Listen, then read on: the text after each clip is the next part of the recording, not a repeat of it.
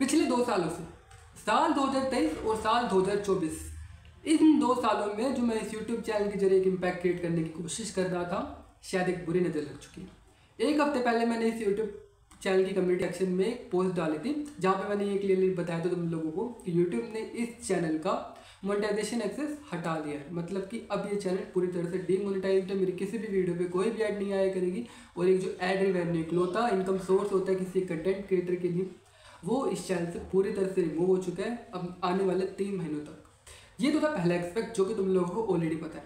But अब दूसरा expect, जिसकी वजह से मैं ये वीडियो शूट कर रहा हूँ, पिछले कुछ दिनों से रैंडम टेलीग्राम ग्रुप्स पे एनोनिमस आइडेंटिटीज का इस्तेमाल करके मेरे अगेंस्ट जो पीआर चलाया जा रहा है, ये वीडियो का इकलौता मकसद है उन सभी सवालों का जवाब देना। और हाँ, एक ऐसी स्टोरी जो ना ही मैंने आज तक कभी 2023 बैच के साथ शेयर करी, ना ही कभी 2024 बैच के साथ शेयर करी।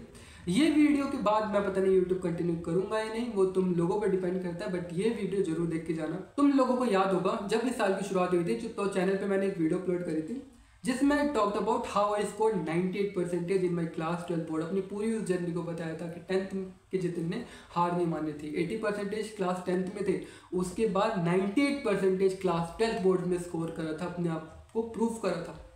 बट उसके आगे की कहानी वो तो कभी आज तक मैंने शेयर नहीं करी ना। ये वीडियो में वही बताऊंगा, और ये भी बताऊंगा कि इन टेलीग्राम ग्रुप्स पे क्या सब चल रहा है, जिससे तुम अनअवेयर हो। ध्यान से सुनो। अब हुआ क्या, जब साल 2022 में एक अनाउंसमेंट दिल्ली यूनिवर्सिटी ने करी थी कि सीयूईटी को एज अ बेसिस ट्रीट किया जाएगा, मतलब क्लास 12 में जितने भी परसेंटेज स्कोर करें वो इररेलेवेंट हो जाएंगे। सीयूईटी सबसे पहले इंट्रोड्यूस हमारे बैच से हुआ था, 2022 बैच से।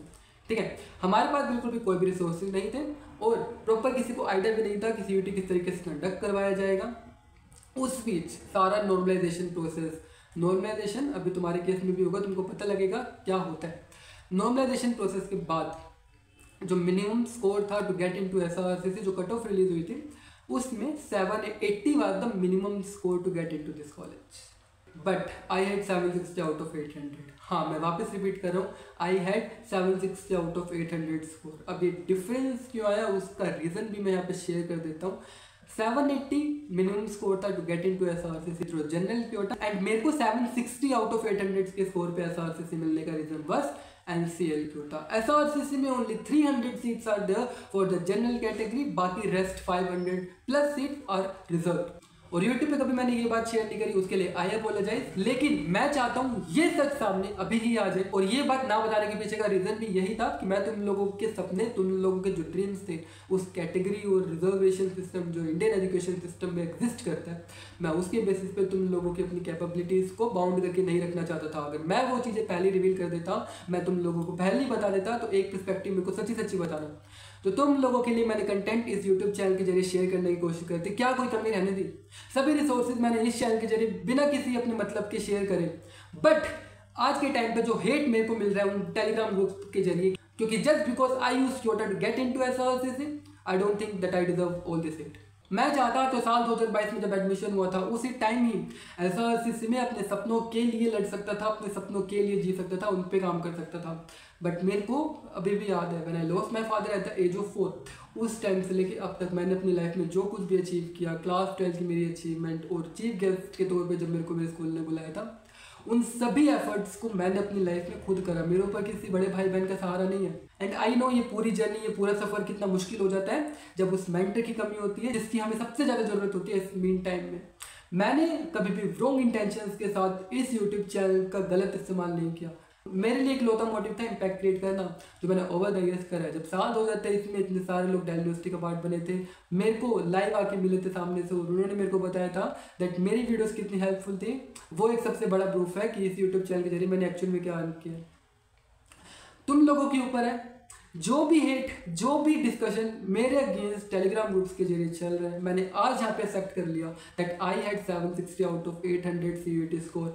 आई used NCL quota to get into SRCC. और अभी भी जो कोई ये बोल रहे टेलीग्राम ग्रुप्स पे कि मैं रियलिटी एक्सेप्ट नहीं कर पाऊंगा, कर लिए। अब ये सारा मैटर मैं अपनी यूट्यूब कम्युनिटी के ऊपर छोड़ रहा हूँ।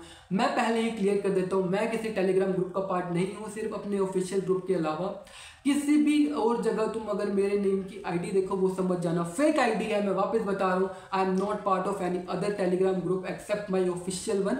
ऑफिशियल ग्रुप की लिंक डिस्क्रिप्शन बॉक्स में मैंने दे रखी है। कहीं और जगह कोई भी फेक आईडी तुम सपोर्ट करो देन डेफिनेटली वहीं पर उसको रिपोर्ट करना, क्योंकि मैं कहीं भी किसी और टेलीग्राम ग्रुप का पार्ट नहीं हूँ। मैं वापस से रिपीट कर रहा हूँ, तुम लोगों की जिम्मेदारी है। आज जितिन भैया को जो तुम लोगों को सपोर्ट चाहिए, ये टाइम है टेस्टिंग का, एक बुरा दौर है, एक बुरा समय है जो मैं चाहता हूँ जल्द से जल्द निकले। क्योंकि ये बात मैं वापस से एज ए रिमाइंडर तुम लोगों को बता दूँ, CVT से ड्यू तक की जर्नी का मिशन जो है हमारा वो अभी बाकी है। और तुम चाहते हो कि मैं वापस से कंटिन्यू करूँ, मैं इस यूट्यूब चैनल के जरिए इम्पैक्ट क्रिएट जो तक मैं करता आया हूँ उसको बिल्कुल भी ना छोड़ूं, तो कमेंट सेक्शन तुम्हारे लिए ओपन है। इस मुद्दे पर तुम्हारी क्या सजेशंस है, इस मुद्दे पर तुम्हारी क्या राय है, इस मुद्दे पर तुम लोग क्या बोलना चाहते हो, कमेंट सेक्शन तुम्हारे लिए ओपन है। मेरे तक अपने पॉइंट ऑफ व्यू पहुंचाने की जरूर कोशिश करना। और अभी एग्जाम सीजन के बीच ये वीडियो बनाना जरूरी था। इस वीडियो के जरिए तुम लोगों को बताना जरूरी था कि कॉलेज के अंदर 9 SGPA स्कोर करना भी आसान बात नहीं होती है। कॉलेज में रहकर भी जो हार्डवर्क करा है ना। और बाकी सिर्फ एज ए रिमाइंडर और बताना चाहूँगा, CA में ना ही रिजर्वेशन की जगह है ना ही क्योटा की जगह है। और मेरा अटेम्प्ट इंटर का जनवरी 2025 में। बाकी शब्दों की जगह अपनी परफॉर्मेंस के जरिए वापस से एक कमबैक करने की कोशिश करूँगा। क्लास 10th में अपने ऊपर सेल्फ डाउट हुआ था। क्लास 10th में 80% के बाद भी जो इस सोसाइटी ने मेरे को एक एवरेज स्टूडेंट का टैग दिया था, क्लास 12 के 98% से अपने आप को प्रूव करा।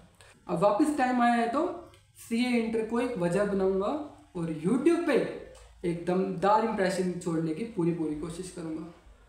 आई डोंट नो ये मैं आखिरी बार बोल रहा हूँ या फिर क्या, ये तुम पे डिपेंड करता है दैट अपने जितिन भैया को अगले इन फ्यूचर वीडियो देखना चाहते हो या फिर शुड आई क्विट यूट्यूब, ये तुम लोगों पे निर्भर करता है। बाकी एग्जाम सीजन तक का तुम्हारे पास टाइम है। ये वीडियो चैनल पर ही अवेलेबल रहेगी, कमेंट सेक्शन तुम्हारे लिए ही ओपन रहेंगे।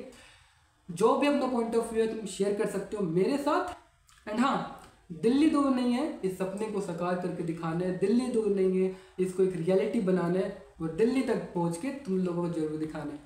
जितिन भैया यूट्यूब पे एग्जिस्ट करे या ना करे उससे फर्क नहीं पड़ना चाहिए। तो thank you so much for watching this video, thank you so much for listening to me. अब वीडियो के लास्ट में आ चुके हैं तो वापस से जरूर बोलूँगा, इतना इंतजार किया है, थोड़ा सा इंतजार और सही। हर वीडियो के एंड में क्या है, इस वीडियो के एंड में भी बोलूँगा दिल्ली दूर नहीं।